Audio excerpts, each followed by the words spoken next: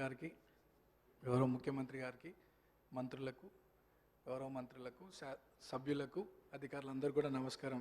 Speaker sir, first time మాట్లాడుతున్నందుకు చాలా హ్యాపీగా feel అవుతూ మీకు ధన్యవాదాలు తెలియజేస్తూ, గత 2 సంవత్సరాల క్రితం ఇదే సభలో గౌరవ ముఖ్యమంత్రి గారు ఒకానొక సందర్భంలో పేరు ప్రస్తావించడం, 2 సంవత్సరాల లోపే ఇక్కడ ఈ సభలో తోటి సభ్యుడిగా రావడం చాలా అదృష్టంగా, గౌరవంగా భావిస్తూ అధ్యక్ష, మా సామాన్య కుటుంబం నుండి వచ్చినటువంటి నాకు ప్రజాసేవ కల్పించే అవకాశం కల్పించినటువంటి మా ముఖ్యమంత్రి గారికి, కాంగ్రెస్ పార్టీ పెద్దలకు ఈ అవకాశాన్ని స్వాగతిస్తూ, మా ప్రాంత ప్రజలందరూ కూడా నన్ను ఆశీర్వదించి సభకు పంపించడం వల్ల అందరికీ కూడా మనసారా కృతజ్ఞతలు తెలియజేస్తూ, సార్ ఈ సభలో మాట్లాడే ప్రతి మాట, ప్రతి అంశం కూడా ప్రజల జీవితాలతో ముడిపడింది కాబట్టి సభ గౌరవిస్తూ, సభ మర్యాదలను పాటిస్తూ ముందుకు సాగుతానని, మా ప్రాంత ప్రజల యొక్క సమస్యలు పరిష్కరించడానికి గౌరవ ముఖ్యమంత్రి గారి ఆశీస్సులతో, సలహాలు, సూచనలతో మా ప్రాంత ప్రజల సమస్యలు పరిష్కరిస్తూ వారి సంక్షేమ అభివృద్ధి కోసం సాగుతాను ముందుకి,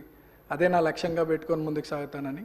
అట్లానే మా ప్రాంతంలో కృష్ణానగర్ అనే ఒక ఏరియా ఉంది సార్, దాదాపు 30-40 సంవత్సరాల నుండి అక్కడ వర్షాకాలంలో చాలా వర్షం వల్ల చాలా ఇబ్బందులకు గురవుతున్నారు ప్రజలు. మా మంత్రులు అధికారుల దృష్టికి తీసుకెళ్ళినారు, అది పని కొద్దిగా ఆలస్యం అవుతుంది, తొందరగా పూర్తి చేయాలని ఒకటి సభ ద్వారా కోరుకుంటున్నాను. అట్లానే హై టెన్షన్ లైన్స్ మా ప్రాంతంలో ఉండడం వల్ల 10ల సంఖ్యలో ప్రజలు చనిపోయినటువంటి విషయం పూర్వంలో, అది కూడా అధికారుల దృష్టికి తీసుకెళ్ళినారు.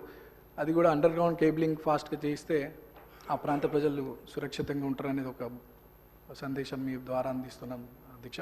అండ్ చాలామంది పిల్లలు కూడా అక్కడ చదువుకొని 10th తర్వాత ఫైనాన్షియల్ ప్రాబ్లం వల్ల చదువుకోలేని పరిస్థితి. సో అక్కడ ఒక ఇంటర్మీడియట్ అండ్ డిగ్రీ కాలేజ్ కూడా వస్తే బాగుంటుందని ఒక అభిప్రాయం తెలియజేస్తూ, నాకు ఈ అవకాశం ఇచ్చినటువంటి మీకు థ్యాంక్స్. సభ్యులు చెప్పిన అంశాలని నోట్ చేసుకోవడం జరిగింది అధ్యక్ష. శ్రీ కేఆర్ నాగరాజు గారు. ధన్యవాదాలు అధ్యక్ష. గత నెల జరిగిన మోంతా తుఫాన్ వల్ల అధ్యక్ష, మనందరికీ తెలుసు, కాకతీయుల కట్టిన మహానగరంలో, ఆ నగరంలో కట్టిన గొలుసు చెరువుల ద్వారా వచ్చిన